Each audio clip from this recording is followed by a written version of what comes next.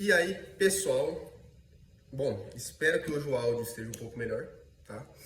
Eu desliguei aqui o bebedor, que é o que fica dando um ruído no fundo. Eu tô sem microfone, mas acho que vai dar certo. Bom, vou lançar 2 episódios seguidos do livro do Vaqueiro da Califórnia, tá? Porque eu lancei 2 seguidos do Western, do Raise Men of the West, tá? Então, vamos fazer mais um episódio, tá? E hoje a gente vai conhecer esse, não vai conhecer não, porque eu acho que ele já foi citado, né? É o senhor Henry Miller, conhecido por ser o rei do gado da época, tá? Que era um dos donos, um dos sócios da Miller Lux, tá? Então vamos lá. Um senhor chamado A.T. Lopes, tá? As iniciais dele, A.T. Lopes, não sei o nome dele aqui. Levavam uma equipe para Henry Miller. E como todo outro homem que conheceu e trabalhou com o rei do gado, ele tinha uma anedota para adicionar ao numeroso legado de Miller, que lançava uma luz para o caráter singular daquele velho homem. Miller viajou em uma charrete ou uma carroça e cobriu todos os milhões de acres que estavam sob seu controle, tentando ver a condição de cada vaca, cavalo, ovelha, porco ou frango em seu enorme domínio. Então era um homem cuidadoso. Eu tentei traduzir isso aqui uma vez. Tem uns trechos aqui que eu tive que dar uma pesquisada e eu tô traduzindo de novo, tá? Mas dá pra ver que é aquele cara, aquele rico meio, não sei se chega a ser excêntrico, né? Mas é aquele cara, assim, muito meticuloso, né? É cara com uma personalidade bem forte. Quando ele chegava à sede do rancho, ele iria perguntar para o superintendente ou capataz em que seção ou pasto o rebanho poderia ser encontrado.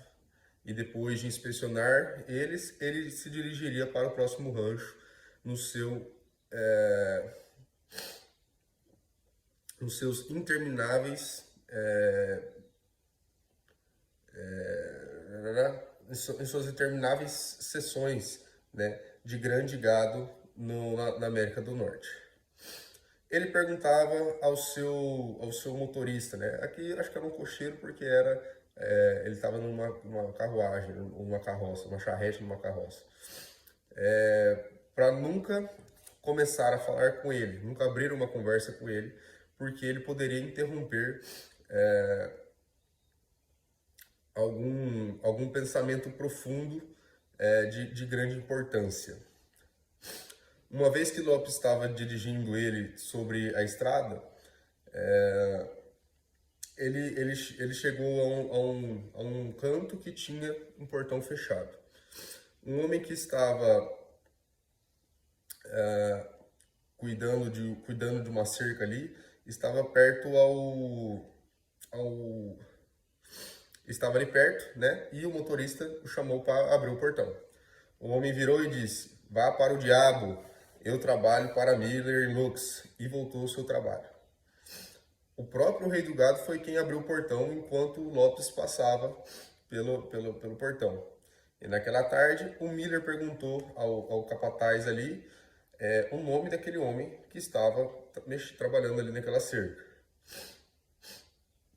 E ele ordenou que o salário desse homem, né, fosse aumentado em $10 por mês por fazer um trabalho tão bom para Miller Lux. Então, em vez dele ficar bravo com o cara, né, em vez de ele falar: eu sou o próprio Miller, abre este portão, ele se sentiu, eu imagino que ele se sentiu orgulhoso, né, honrado pelo cara se orgulhar. Eu não abro porteira não, eu trabalho pro Miller Lux, pô. Então acho que foi nessa pegada aí. Há muitos argumentos sobre os antigos que pairavam ali sobre, nas pradarias de São Joaquim, como se Tiburcio Vasquez já havia roubado o Miller. Muitos desses antigos dizem que outros bandidos podem ter roubado, mas não Vasquez. Ele até pode ter feito planos para tentar roubar o Miller, mas o Miller acabou ficando um passo à frente, né? Acabou prevendo o que ele ia fazer e desfazendo seus planos. Alguns dizem, inclusive, que Vasquez ajudou o Miller a adquirir gado. Vasquez, para quem não lembra, é aquele bandido lá, né? Eu acho que é o que foi... Eu acho que é o que foi traído pela mulher, né? Traído pela mulher, sim, foi entregue pela mulher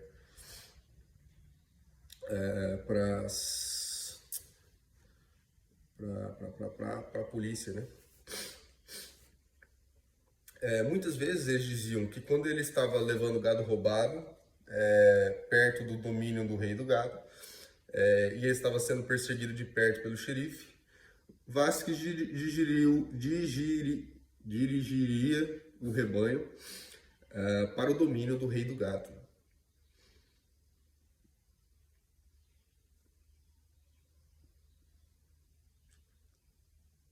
Para as terras, né, do Miller, que era o rei do gado, e fazia sua fuga. O gado, com o tempo, iria aumentar, e desde que as marcas fossem alteradas, ou uma feita em cima da outra, esqueci a palavra, o gado eventualmente viria a ser posse do Miller. Tá? A última vez que o Lopes viu o Miller foi em sua última visita a Bloomfield. E ele estava dirigindo um automóvel. Havia gado ali e ele tinha comprado que foram trazidos, né, entregues de várias partes do país. Miller, que as pessoas diziam que ele já estava perdendo sua mente, apontou para o doutor e para a enfermeira, dizendo que cada uma das marcas que havia naquele gado e contou para eles de que seção do oeste aquelas marcas, né, aquelas marcas de ferro vinham, né, as famosas brands, né. A história do velho bote. Aqui vocês veem como é difícil às vezes traduzir um livro desse, tá? Eu vou ler o trecho, depois eu vou explicar.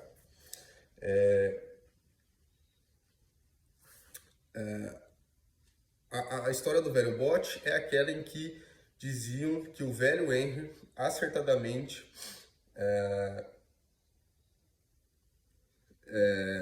navegou através de milhares de acres de terra e adquiriu elas por reclamação.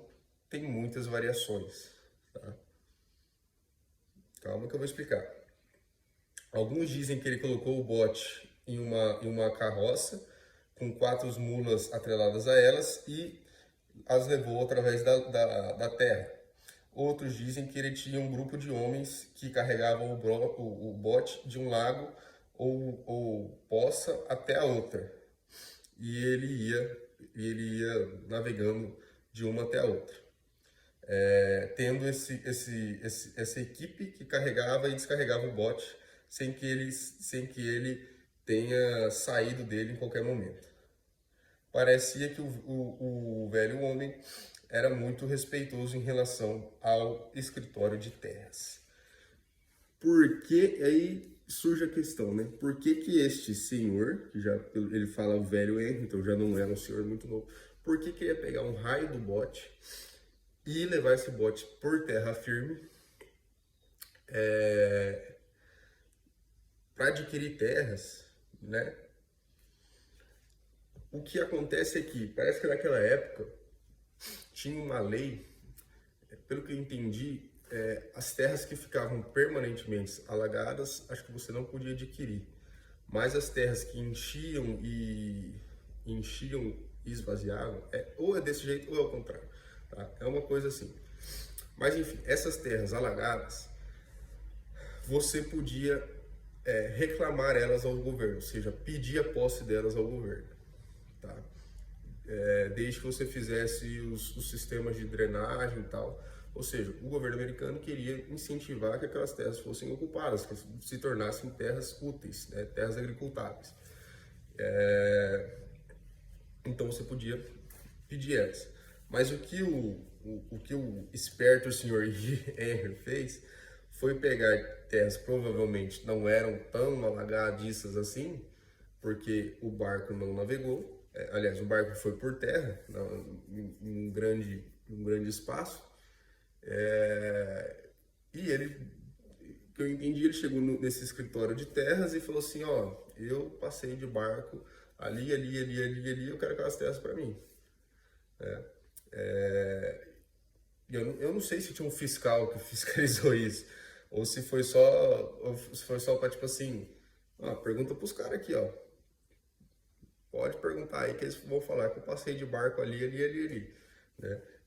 Mas ele teve esse que ele fala aqui, né? Esse respeito pelo escritório de terra para fazer essa artimanha, né? Um dia disseram que ele cortou o rabicho de um cavalo de charrete porque eu esqueci o nome o cara que leva a charrete, o cocheiro ali, depois de afivelar, ele não passou a pontinha naquele.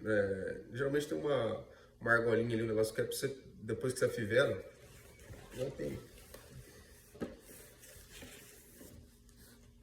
igual tem aqui no cinto, né? Você passa na fivela, geralmente tem esse guarda-ponta, né? Então o cara só fivelou, não passou, ele foi lá e cortou.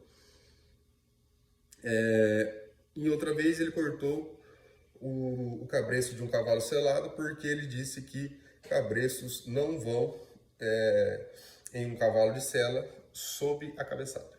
Tá? Dois comentários aqui. Eu postei um vídeo mostrando como que tira o cabresto depois que o cavalo já está de bridão. Um dos comentários, obviamente, foi por que não tirou o cabresto antes, o que é uma boa possibilidade. Mas eu faço isso porque às vezes eu vou trabalhar um potro que ainda está na guia, mas já está com o bridão na boca, né? Depois eu tiro. Ou às vezes um cavalo que veio com algum problema de sensibilidade na orelha, sensibilidade na boca, então eu deixo o cabresto, coloco na cabeçada para depois tirar o cabresto. Mas enfim. E muita gente falou, né? Não, mas e aí? Se você for pro pasto, precisar amarrar o cavalo, como você vai fazer? Né? Mas não é elegante, né? Não é elegante, não fica bonito. E se eu trabalhasse pro Sr. Miller, ele ia ter cortado meu cabresto, tá? Então, é por causa disso. E o outro comentário, esse negócio do passador aqui, o Borba falou que uma vez eu tinha feito a mesma coisa com a cabeçada do bridão. Eu afivelei e não passei no negocinho. Ele falou assim,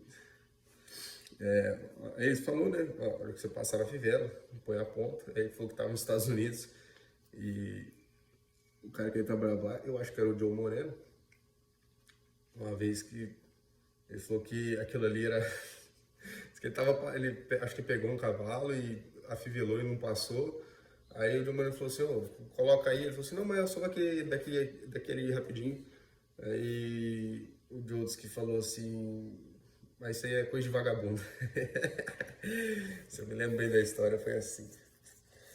Bom, quebrando cavalos, né, ou domando cavalos. Através do período de doma,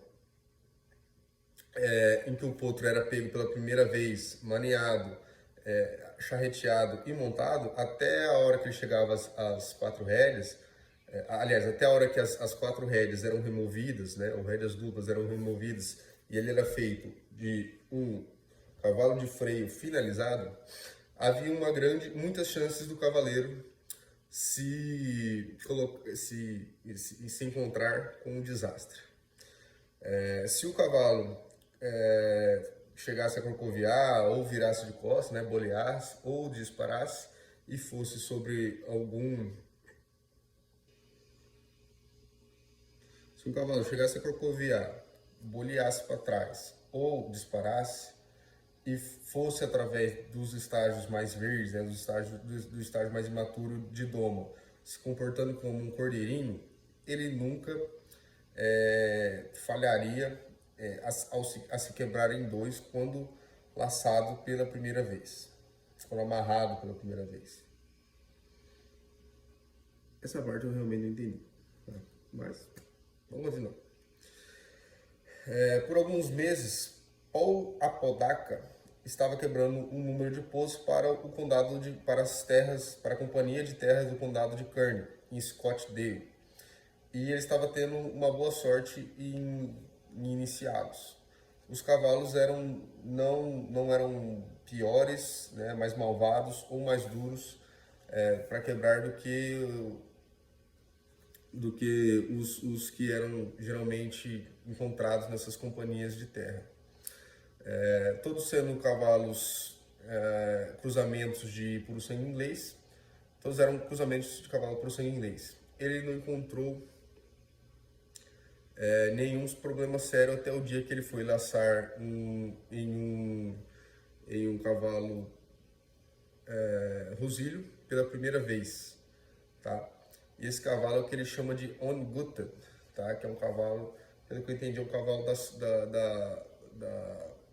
das costas mais, aqueles cavalos das costas mais quadrada, tá? Ele laçou um grande chihuahua, né? Que era um boi longhorn dos ranchos dos Terraza, no México. Que tinha pulado a cerca. Paul era jovem, então ele não tomava muito cuidado com sua vida. Ele enrolou sua corda rápido e duramente e fez um grande loop e laçou o boi, né, depois de uma grande corrida. Os cavalos da companhia de terra sempre eram animais velozes e ele conseguiu correr atrás do boi e laçar ele em seu pescoço e entre uma de suas mãos, né? Ou seja, um boi empaletado, né? Quando passa aqui, ó, tá? É uma laçada que no geral, aqui não é parte livre, né? Mas é uma laçada que em geral não escapa, né? Tem essa vantagem. Só que o boi consegue fazer muita força contra, né? Porque você pega ele no ombro e não pega no pescoço, né? O pescoço, quando você consegue laçar, né? Ou melhor ainda, no chifre, né? Você tem mais alavanca contra o boi. Agora, quando pega aqui na paleta, o boi, se for um boi grande, realmente faz muita força. É bem pesado de puxar. O potro assustado foi puxar o bezerro quando ele chegou no final do laço, tá?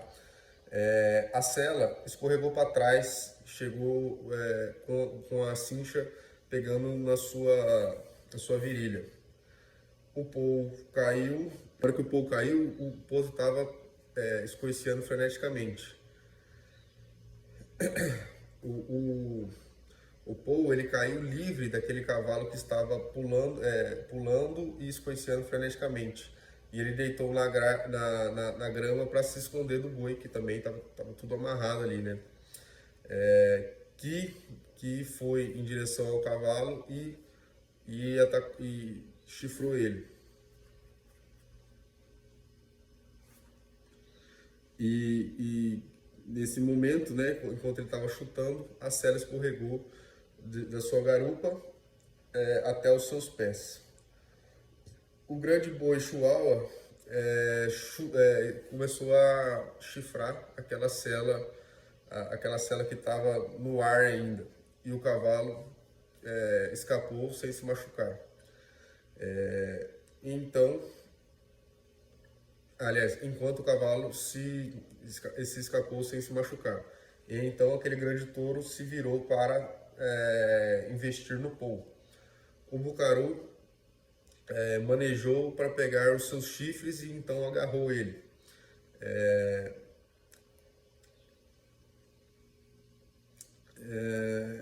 Frustrando, né, os esforços daquele boi de chacoalhar ele para se livrar dele. Quando chegou ao ponto de exaustão, ele teve sucesso em derrubar o animal. Ele pegou seu rabo e passou entre suas pernas para prevenir ele de se levantar. Segurando em seu rabo, ele tomou a respiração de volta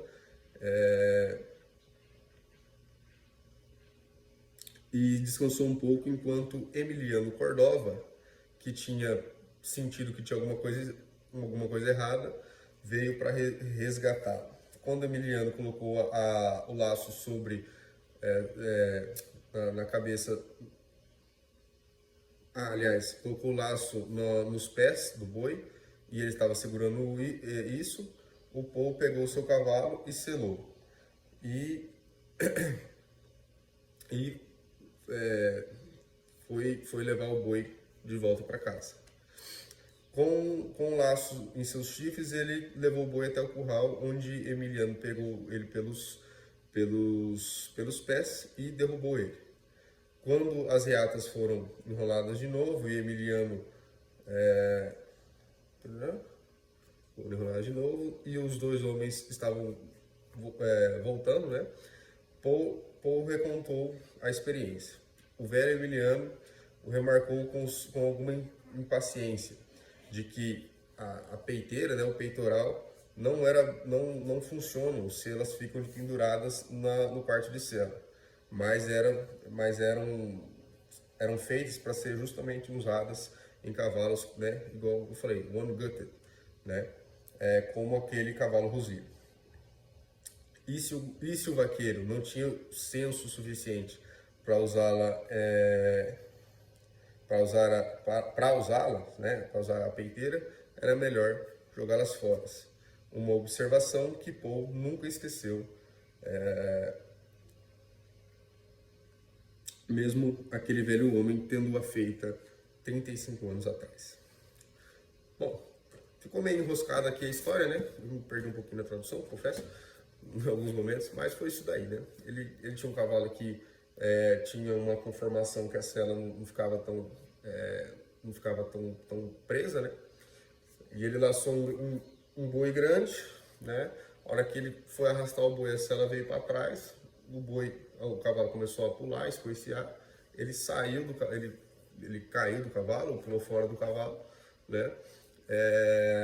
O boi, a hora que viu a situação, foi para cima do cavalo, mas aí nesse momento o cavalo tinha conseguido tirar a sela pelo pé, o boi foi para cima da sela. Na hora que ele jogou a sela longe, ele foi para cima do Paul.